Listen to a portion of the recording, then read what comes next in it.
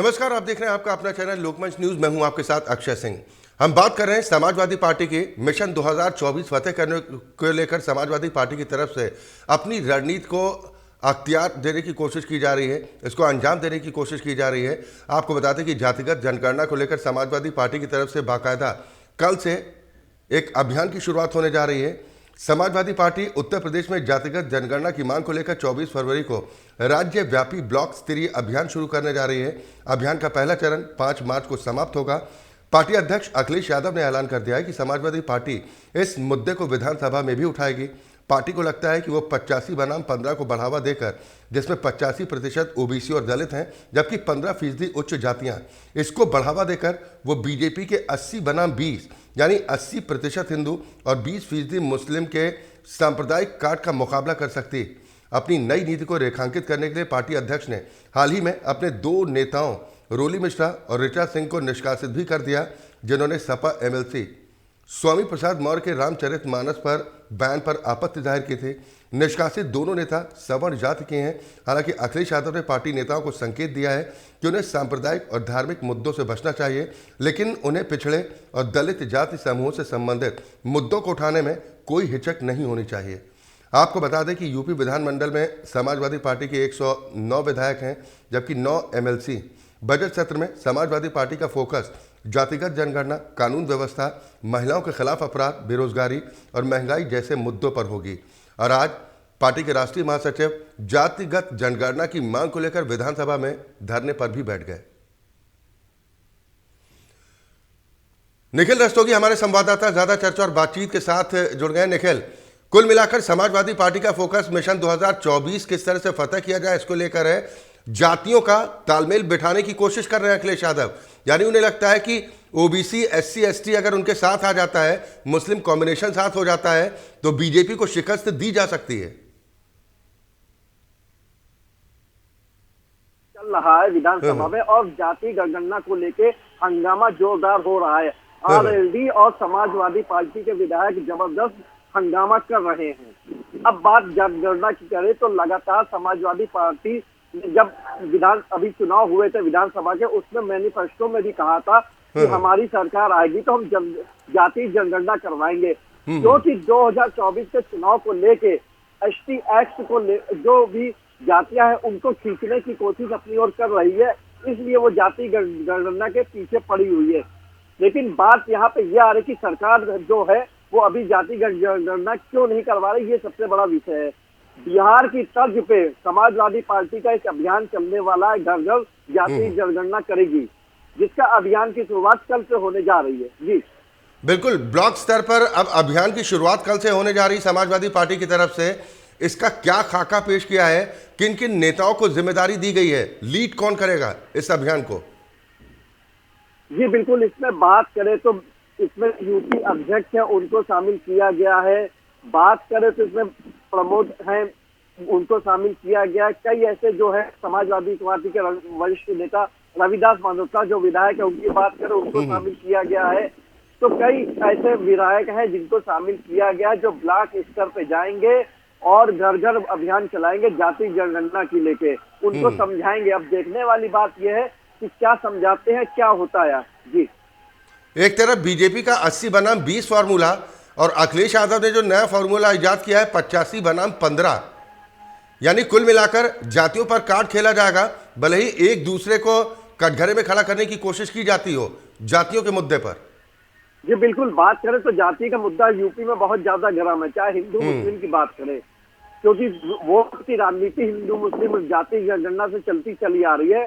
अखिलेश यादव जाति जनगणना के पीछे पड़े हुए कि जाति जनगणना हो जाए, उससे ये पता चल जाए कि कौन वोट कितनी जाति में कितना आता है।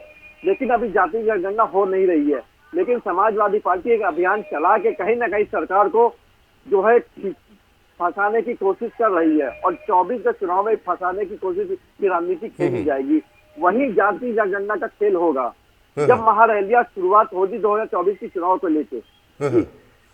बिल्कुल, लेकिन धार्मिक मुद्दों पर कोई भी बयान देने से बचने की जो नसीहत अखिलेश यादव की तरफ से दी जा रही है, दूसरी तरफ उनकी पार्टी के नेता हैं, राष्ट्रीय महासचिव हैं स्वामी प्रसाद मौर्य, उनकी तरफ से लगातार इस तरह की बयानबाजी रही है। सवाल इस बात को लेकर भी उठ रहे हैं कि क्या सवर्ण समाज के वोटर से मोह भंग हो रहा है अखिलेश यादव का, या उन्हें लग रहा है कि ये ज्यादा फायदे का सौदा नहीं है? जी बिल्कुल, बात करें स्वामी प्रसाद मौर्य के बयान को लेकर, जिस तरह से उन्होंने बयान दिया था, उसके बाद अखिलेश यादव की बात करें तो उनको लगता है कि उनके बयान से कोई फर्क नहीं पड़ता है। लेकिन फर्क की बात करें तो 2024 के चुनाव में फर्क क्या पड़ेगा ये तो देखने वाली बात होगी और क्या निकल के सामने आएगा। लेकिन जिस तरह से पार्टी के अंदर ही घमासान मची हुई है उसको अखिलेश यादव नहीं समझ पा रहे हैं। स्वामी प्रसाद मौर्य का पक्ष लगातार लेते जा रहे हैं। जिस तरह से रोली की बात करें, उनको पार्टी से निष्कासित कर दिया और हटा दिया, गलत गतिविधियों का आरोप लगाया, तो ऐसे पार्टी में गतिविधियां चलती आ रही है। लेकिन नहीं, लेकिन एक सवाल तो इस बात को लेकर उठेगा ना, 2024 के चुनाव से पहले समाजवादी पार्टी को काफी भारी नुकसान देखने को मिल सकता है। नहीं, एक सवाल इस बात को लेकर तो उठेगा कि ये दो राय किस तरह की हैं। एक तरफ अखिलेश यादव कहते हैं कि रामचरितमानस को लेकर या फिर धार्मिक ग्रंथों को लेकर नेता बयानबाजी से बचें, दूसरी तरफ स्वामी प्रसाद मौर्य हैं जो मानने को तैयार नहीं है, तीसरी तरफ ऋचा सिंह हो या फिर रोली तिवारी मिश्रा जिनके खिलाफ निष्कासन की कार्रवाई की गई है इसलिए क्योंकि रामचरितमानस पर स्वामी प्रसाद मौर्य के बयान का उन्होंने विरोध किया था। तो ये तो एक म्यान में दो तलवार वाली बात हो गई ना। जी बिल्कुल, बात करें तो उत्तर प्रदेश में मौर्य समाज के कई वोटर हैं, अच्छी खासी वोट है, तो स्वामी प्रसाद मौर्य को निराश नहीं करना चाहते अखिलेश यादव। भले ही पार्टी के जो लोग आते हैं जाते रहे, वो जाते रहे। इसलिए बात करें इस टाइम समाजवादी पार्टी के विधायक काफी हैं, अच्छे खासे विधायक हैं, तो इसलिए उनका ये भी सोच रहा है कि अगर स्वामी प्रसाद मौर्य कहीं जाएंगे तो कुछ विधायक उनके साथ न चल जाए, इसलिए वो स्वामी प्रसाद मौर्य का पक्ष ले रहे हैं और जो पीछे पार्टी में उनको हटाते चले जा रहे हैं। लेकिन इन्हीं सब का नुकसान आने वाले चुनाव में समाजवादी पार्टी को उठाना पड़ सकता है। नहीं तो क्या माना जाए, समाजवादी पार्टी की रणनीति में जो परिवर्तन देखने को मिल रहा है, जब से शिवपाल सिंह यादव राष्ट्रीय महासचिव के पद पर तैनात हुए हैं, उनकी भूमिका भी बढ़ती हुई दिखाई दे रही है। क्या ये माना जाए कि ये सोची समझी रणनीति का एक हिस्सा है समाजवादी पार्टी की? जी बिल्कुल, कुछ भी हो सकता है, ये तो सोचने वाली बात है, कुछ भी उनके मन में चल रहा हो। लेकिन बात करें जिस तरह से बयान के बाद अभी तक उथल पुथल मची हुई है, लेकिन कोई प्रतिक्रिया सामने नहीं आई है। शिवपाल यादव के समाजवादी पार्टी में विलय होने से अखिलेश यादव को लग रहा है कि हमारी पार्टी आगे चल के बहुत अच्छा रिस्पांस करेगी। लेकिन ये देखने वाली बात होगी, क्योंकि उनके सामने सबसे बड़ी पार्टी खड़ी है बीजेपी। बीजेपी से लड़ना उनके लिए कितना मुश्किल है या मुश्किल नहीं है, ये तो देखने वाली बात होगी। लेकिन हिंदुत्व की बात करें तो हिंदुत्व का वोट बीजेपी के पक्ष में जाता हुआ नजर आ रहा है। नहीं तो सवाल तो इस बात को लेकर उठेगा ना कि क्या जातियों के सहारे 2024 में नैया पार हो जाएगी समाजवादी पार्टी की? जी बिल्कुल, बात करें 2024 की जनगणना को लेकर जिस तरह से पीछे पड़े हुए हैं, तो अखिलेश यादव के मन में यही चल रहा है कि हमारे सांसद जाति गणना के सहारे जीत सकते हैं। लेकिन उनके सामने बीजेपी खड़ी है, बीजेपी को कैसे चुनौती देंगे, सबसे बड़ा विषय है। नहीं तो सवाल ये भी उठते हैं ना निखिल की जो रणनीति समाजवादी पार्टी की तरफ से बनाई जाती है, तैयार की जाती है चुनावों को ध्यान में रखते हुए, उसमें इतनी जल्दी फेरबदल देखने को मिलता है। जैसा हम इससे पहले भी चर्चा कर चुके हैं कि कभी मुख्यालय के बाहर पोस्टर चस्पा कर दिए जाते हैं कि मैं भी शूद्र, फिर वो पोस्टर हटा दिए जाते हैं, फिर लगा दिया जाता है नहीं मैं ही ब्राह्मण। तो ये कंफ्यूजन क्यों है समाजवादी पार्टी में?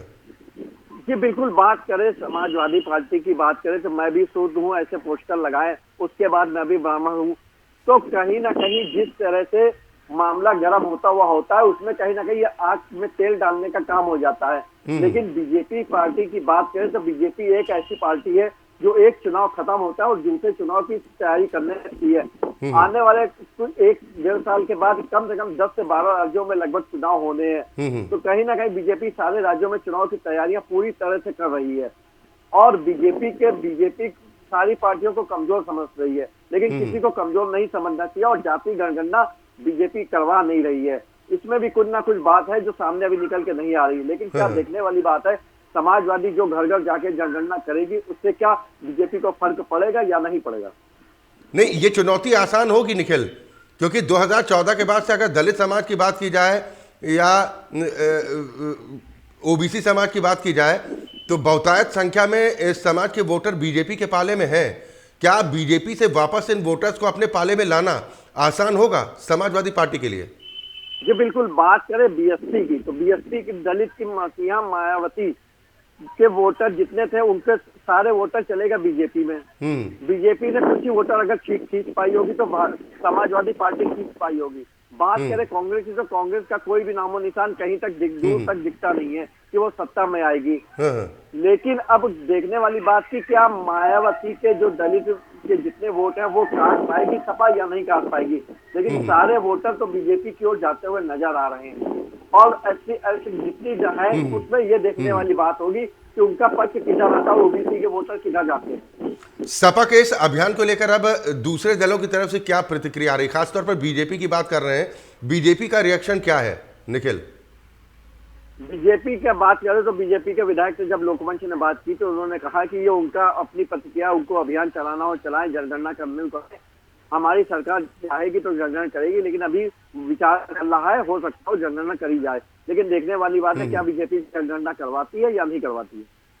चलिए, बिल्कुल, बहुत शुक्रिया निखिल तमाम चर्चा और बातचीत के लिए। तो कुल मिलाकर जातिगत जनगणना को लेकर समाजवादी पार्टी की तरफ से हल्ला बोलने की तैयारी है।